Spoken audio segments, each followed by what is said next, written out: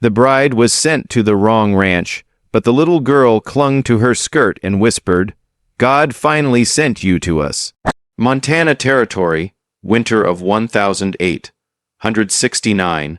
The wind carved like knives across the open plains, sweeping snow into angry swirls that buried the horizon. Miles from the nearest town, the vast white land seemed untouched by time, silent, solemn, and cruel. At the edge of that silence stood a woman. Annabelle Sinclair pulled her wool shawl tighter against her throat, boots crunching through the deep snow as she approached the dark silhouette of her ranch house. Her gloved hand trembled as she raised it to knock. Before her knuckles could touch the wood, the heavy door creaked open. A tall man filled the frame. His eyes, slate gray and cold as the wind, studied her like she were a ghost. The lines around his mouth were tight. His coat hung open just enough for her to glimpse a worn revolver on his hip, and a gold wedding band still wrapped around his finger. Annabelle steadied her voice. "I'm Annabelle Sinclair," she said. "I was sent here by the Missouri Matrimonial Agency. I am to marry a Mr. Carter." The man blinked slowly, then his jaw tensed. "My name is Colt Rafferty," he said, "and I did not order a bride." A gust of wind slammed into her back like a shove, but Annabelle did not move. "There must be a mistake," she said, trying to keep her tone calm.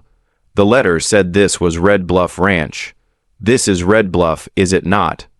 "It is," Colt replied flatly. "But there's no Carter here. You've come to the wrong ranch, Miss Sinclair." He turned halfway, ready to shut the door. Annabelle stepped forward. "Please," she said.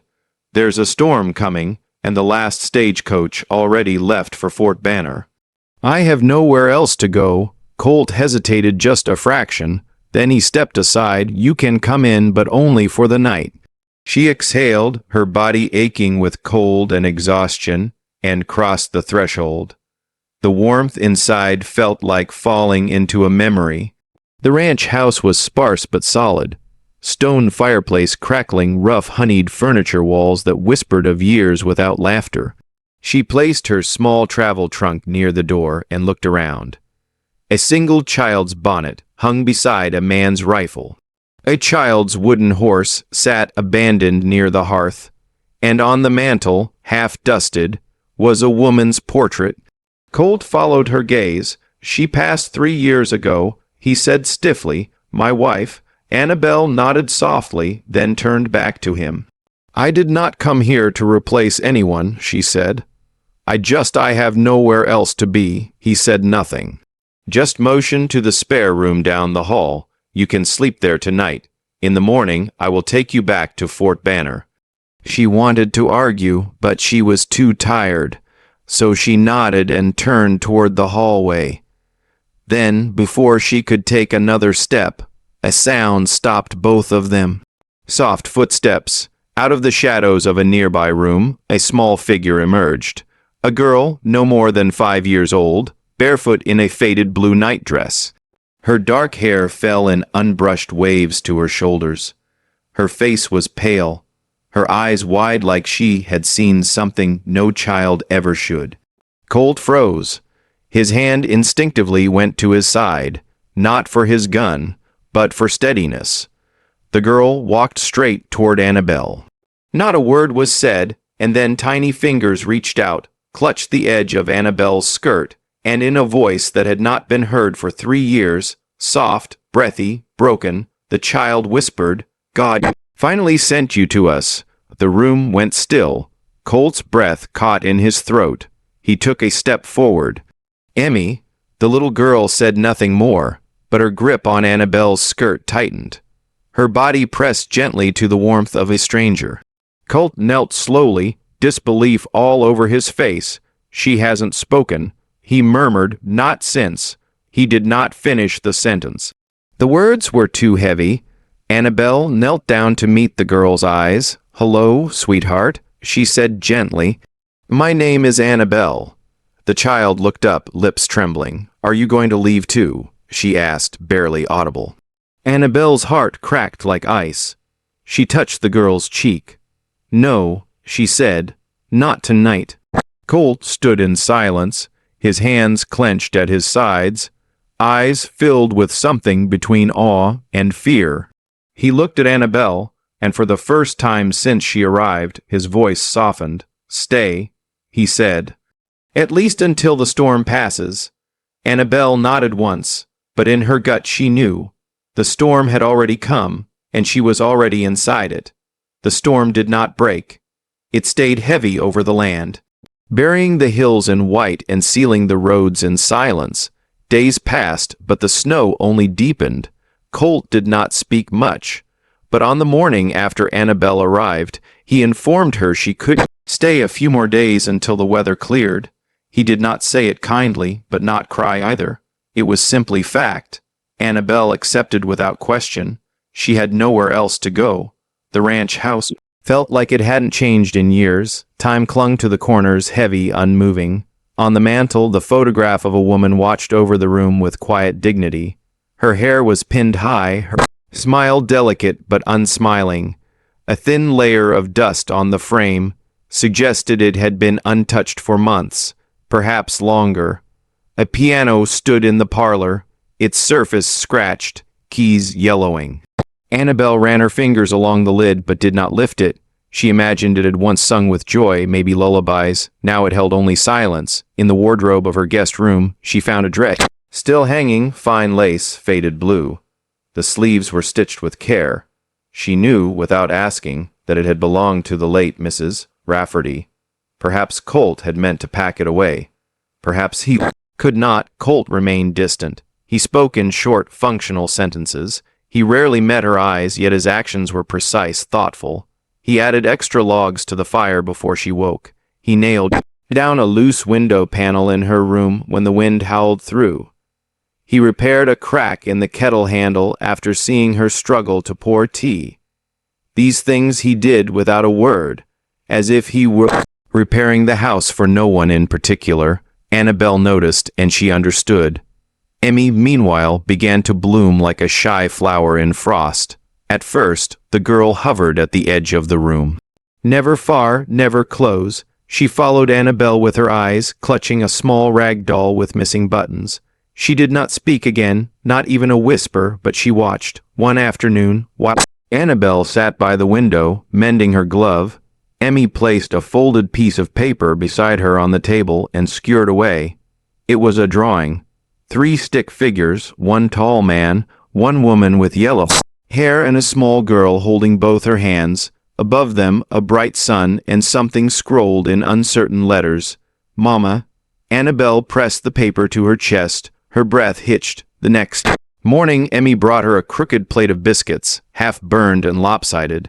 The kitchen smelled of flour and smoke.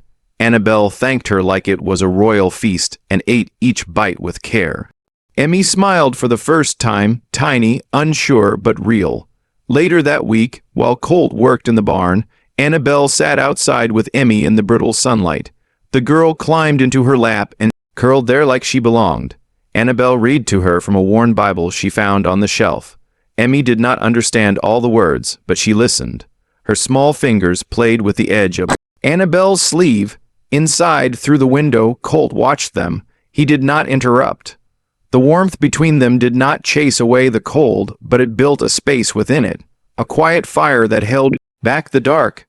And yet, under every soft moment, there remained something unspoken, something that lingered in cold stare, something that trembled behind Emmy's silence.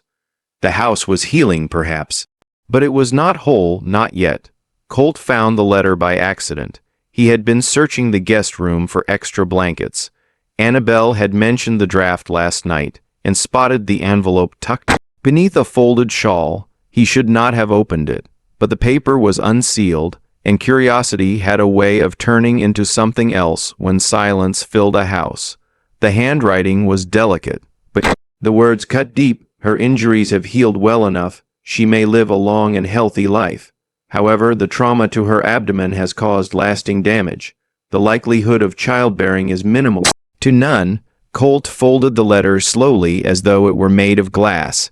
That night, The fire burned low in the hearth, casting long shadows across the floor. Emmy was already asleep upstairs. Outside, the wind howled through the broken trees. Annabelle sat in the armchair, a shawl over her shoulders, staring into the embers. Colt stood near the window, his arms crossed, jaw tight. He watched her for a moment before speaking. "I found a letter today," he said. Her shoulders stiffened. She did not look at him. "I did not mean to pry," he added quieter this time. "I know." She said softly. Then after a moment, "You read it." "I did." Silence stretched between them, thick and uncertain. She finally turned toward him. Her face was calm, but her eyes betrayed it all. The shame, the hurt, the fear of being seen too closely. "I was a nurse," she began, "during the war, not by training, just by necessity." Colt sat across from her. He said nothing, only listened. "There was this one boy," she said, voice barely above a whisper, "no more than 8. He was brought to us wrapped in a Union flag. His mother held him like he was still breathing, but he was long gone." Her fingers clenched the fabric of her dress. "Every night after that, I dreamed of his face, and then came the explosion." She touched her side instinctively, as if she still felt the wound beneath her ribs. "They said I was lucky to survive, but the damage was done. I will never have children of my own." Colt looked at her, not with pity, not with sorrow, with something steadier. "You saved lives," he said, "and paid a price most men couldn't bear." She blinked, surprised. "There are scars you can see," he continued, "and others that stay hidden. But I think you've survived better than anyone I have ever known." She looked away, eyes shimmering, lips pressed tight. "I do not want your sympathy," she whispered. "You do not have it." He replied, "Only my respect." Their eyes met in the flickering firelight. For the first time, she felt seen not as something broken, but as someone whole in her own right. The silence that followed was no longer uncomfortable. It was something else entirely, something honest, something human. She smiled faintly. "Thank you," she said. Colt nodded once slowly in that quiet room with winter howling outside and memory pressing in from all sides. A fragile thread stretched between them, thin but real. It was not yet love, but it was no longer distance. It began with a drawing. Annabelle found it folded beneath Amy's pillow while changing the bed sheets. The child had taken to drawing often now. Crude sketches of horses, stick figure families beneath yellow suns. But this one was different, darker. She opened the paper slowly. The lines were jagged, frantic. A small figure, a woman, stood at the edge of the page, her arms outstretched. Near her, a looming shadow, tall and thick-armed, dragging the woman away. Beside them, another figure lay on the ground. Above his head were 3 crooked words scrolled in clumsy handwriting. "Pa is asleep." Annabelle stared at it for a long time. That evening she brought it to the parlor where Colt was oiling the hinges of the back door. She waited until he finished, then held it out without a word. He took it, looked once, and slowly sat down. "She draws a lot," he said, voice flat. "But not like this," Annabelle replied. He nodded once, more to himself than to her. There was a long pause. The air between them chilled. "I've never asked," she began carefully, "what happened to your wife." "Huh?" Colt said nothing at first. Then he set the drawing aside, elbows resting on his knees, eyes fixed on the floor. "I was drunk," he said that night. His voice was quiet, but every word carried weight. "There had been an argument earlier. I do not even remember what about. She went upstairs with Emmy, and I stayed by the fire, drank more than I should have. When I woke the next morning, he stopped." Annabelle leaned forward gently. "What did you wake to?" Colt's eyes were hollow. "Blood on my shirt. On the floorboards near the back door. My wife was gone. So was her coat." He rubbed his temples with both hands. "The sheriff came, asked questions. But there was no body, no note, just gone. They ruled it a disappearance. And you?" She asked softly. "They said she ran off. Others weren't so sure." Annabelle watched him carefully. "Do you believe you hurt her?" His jaw clenched. "I do not know." Silence fell again. heavier than snow. I've tried to remember, he said. I've prayed for dreams, flashes, anything, but there is nothing, just the hangover and that damn blood. Annabelle swallowed hard. Why didn't you tell me? Colt looked up at her finally. Would you have stayed if I had? She had no answer. Later that week, when Colt took the wagon to town for supplies, Annabelle made her way on foot to a nearby cabin tucked at the edge of the woods. It belonged to a woman the townsfolk had mentioned, a widow named Mrs. Hargrove, said to be half blind, but sharp as winter air. Mrs. Hargrove answered the door with a shawl wrapped tightly around her bones and a long scar down the side of her neck. She peered at Annabelle with one good eye. Colt Rafferty's woman, are you? I am staying with him. Annabelle said cautiously, I have questions. The old woman grunted. Don't we all? Annabelle explained what little she knew about the drawing, about the blood, about Colt's lost memory. Mrs. Hargrove listened, rocking slowly on her heels. That night, she said finally, I heard something, a scream around midnight. But my husband was already dead by then, and I don't go looking for trouble in the dark. Next morning, I saw footprints in the snow, leading from their place down the ridge. Just one set. Annabelle asked. Two, the woman replied, but only one returned. Annabelle's heart skipped. You told the sheriff. Sheriff was Colt's cousin. Didn't want scandal, told me not to talk, so I didn't. She looked away, voice softening. But I always felt that boy deserved the truth, even if he was too broken to look for it. Annabelle stood in the doorway, wind brushing her cloak, mind spinning, footprints, a scream blood Colt could not explain, and a child who remembered more than anyone thought. The past was not dead. It had only been sleeping. The snow did not let up, but something inside the house began to thaw. Each day brought small, quiet changes. Emmy laughed now, soft little chirps like wind chimes in spring. Annabelle taught her how to thread a needle, to pull the thread gently through cloth without tugging. Their first project was a handkerchief. The stitches were crooked, the pattern messy, but Emmy beamed with pride when she finished the first flower. Colt watched them from the doorway one morning, arms crossed, leaning slightly against the frame. He said nothing, but Annabelle noticed the way his shoulders lowered, the set of his jaw relaxed. Later that afternoon, he took Emmy outside. The sky was a pale gray bowl above them, flakes drifting steady like feathers. He lifted her onto the back of a chestnut mare, slow and careful. Emmy's legs dangled far above the stirrups, but her grin stretched ear to ear. This one's gentle, Colt said. Her name's Lark. Annabelle stood at the fence, gloved hands resting on the worn wood. She watched as he walked beside the horse, one hand on Emmy's back, guiding her in a slow circle around the yard. Each time Emmy passed by, she waved. She trusts you, Annabelle said when they returned. Colt helped the girl down, brushing snow from her cap. I guess she knows when someone's worth trusting. At night, the wind howled harder than before. A full blizzard settled in, and the windows trembled against the storm's breath. When Annabelle stepped outside to bring in a forgotten bucket, the cold caught her throat like a slap. She wore only her shawl and a thin scarf.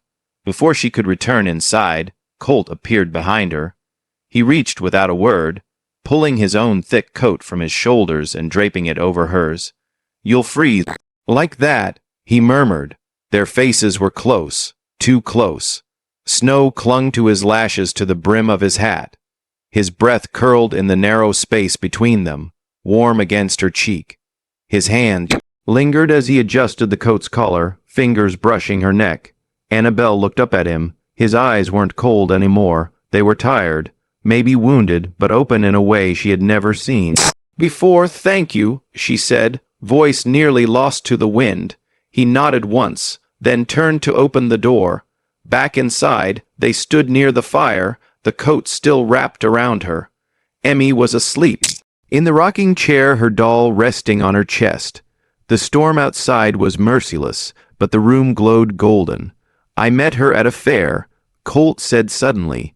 Annabelle looked up. My wife, her name was Elena. She wore blue, always blue, even in winter. She used to laugh at the way I walked in boots. Said I looked like a stiff ox. Annabelle smiled gently. She sounds strong. She was, he said. She kept this place alive long before I knew how. Taught me how to cook, how to hold Emmy without panicking. I was no good at babies. His smile flickered, then faded. I still wear this. He lifted his left hand, showing the ring.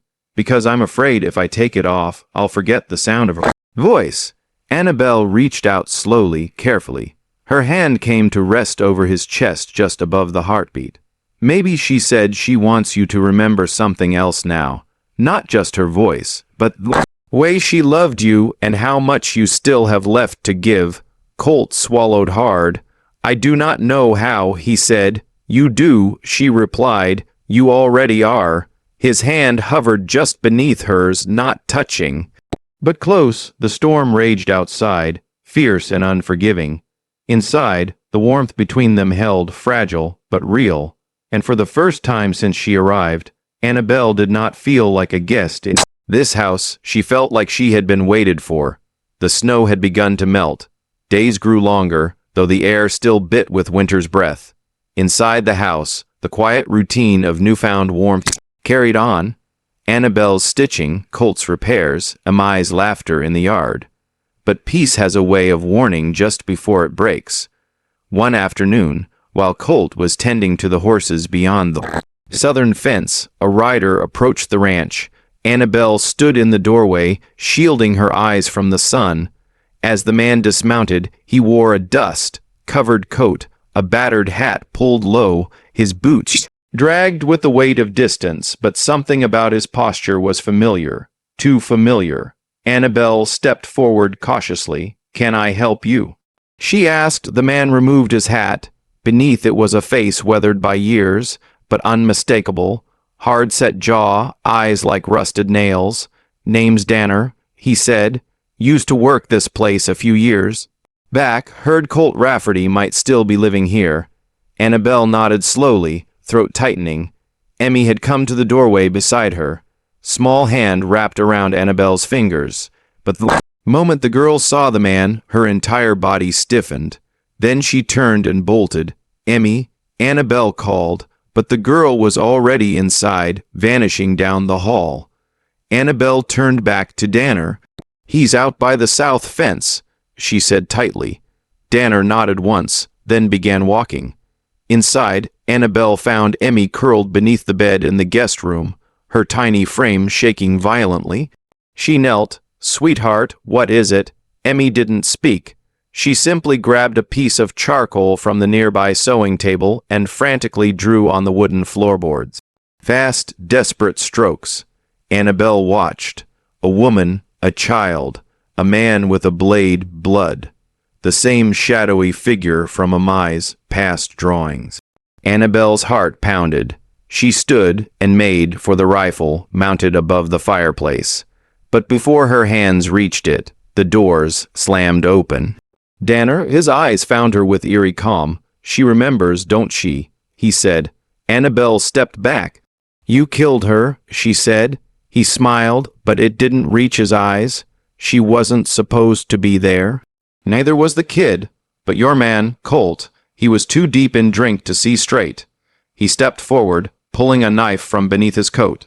Can't risk her talking now. Annabelle's hand darted for the rifle, but he was faster. He knocked it aside, sending it clattering across the floor. She turned, trying to run, but he caught her by the arm. A scream burst from her lips as he shoved her to the ground and raised the knife. Then a blur. Emmy, the child, darted from the hallway, screaming in pure terror. No. Annabelle twisted, throwing herself between the man and the girl just as the knife came down. The blade cut deep. She collapsed, blood blooming across her bodice. Annabelle, Colt's voice roared from the doorway.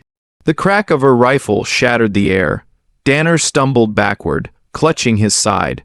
Colt advanced, gun still raised. Face a storm of fury. He kicked the knife from the man's reach and knelt beside Annabelle. Blood soaked the floor.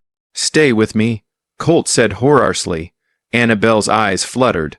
Emmy crawled beside her, sobbing uncontrollably.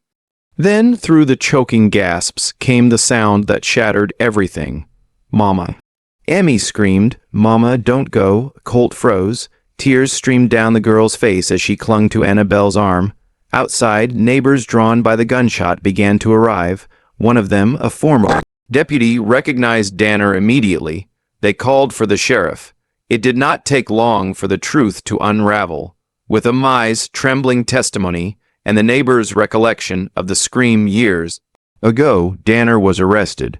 Colt gave his statement with a hollow voice, but nothing mattered more in those hours than the fever that followed.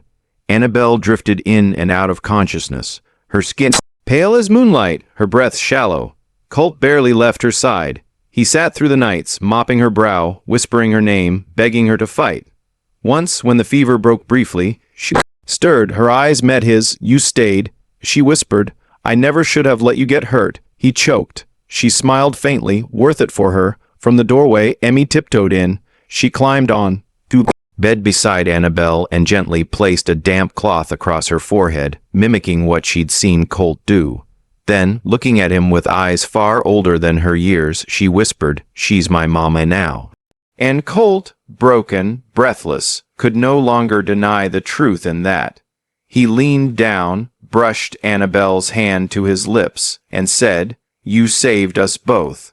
Annabelle stood at the window long after the fire had died, watching snow fall in quiet spirals outside. The wound across her ribs had mostly healed, but the ache inside her had only grown. She could not stay. Not after everything, not when she could never give Colt what his wife once did. That morning she sat at the kitchen table and wrote with a trembling hand, "Dear Colt, you have given me a warmth I thought I'd never feel again, but I am not whole. I cannot bear children, and you deserve more than what I can offer.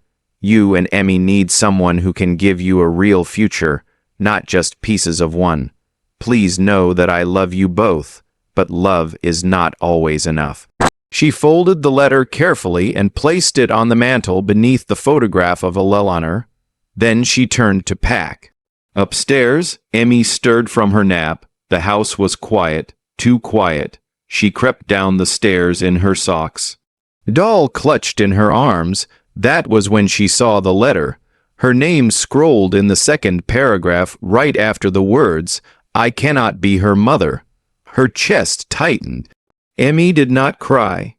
She simply turned, walked back up the stairs, pulled on her boots, her scarf, and slipped quietly out into the snow. By the time Annabelle noticed the front door ajar, the wind had begun to pick up again. Panic clutched her chest.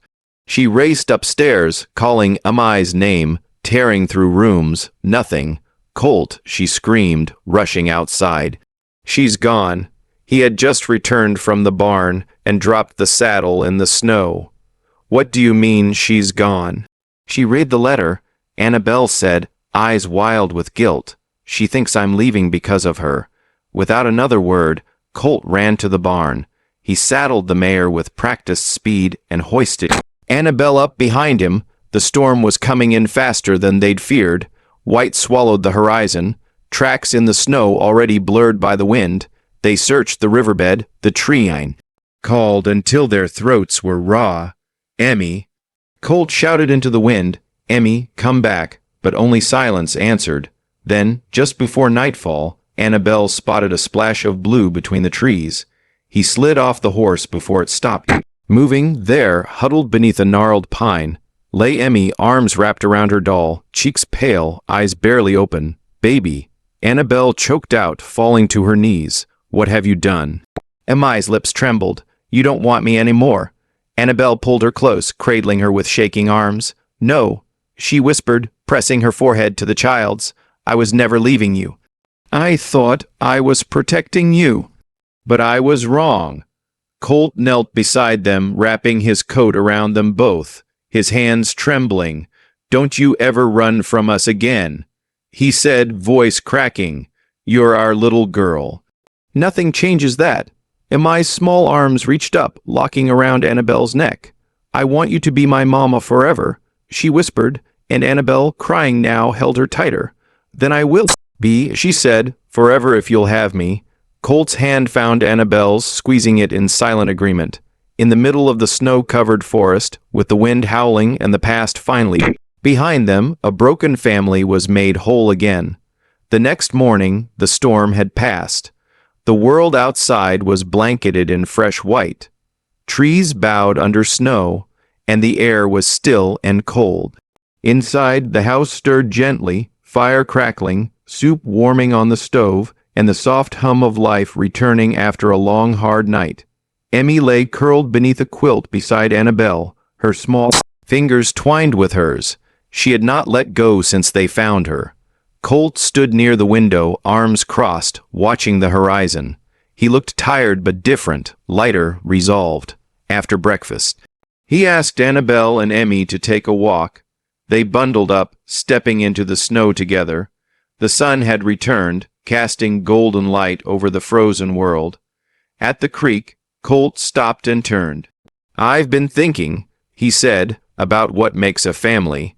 Annabelle waited, heart already full. He pulled a small velvet pouch from his coat.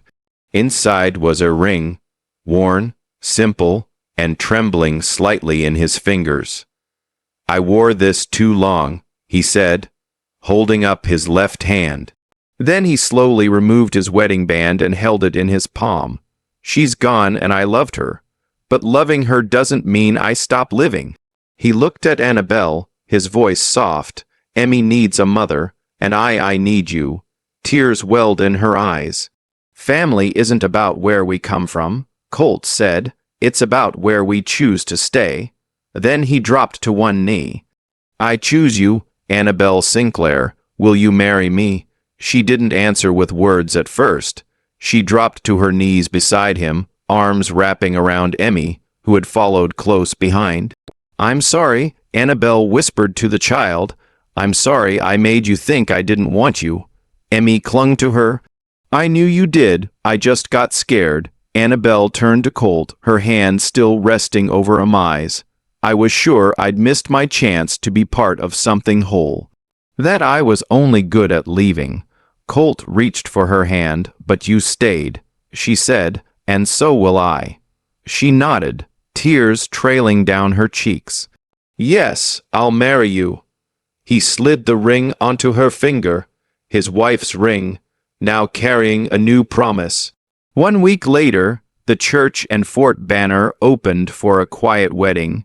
The townsfolk filled the pews, offering warm glances and quiet blessings. They had heard the story, how Annabelle had bled to protect a child who had not spoken in years.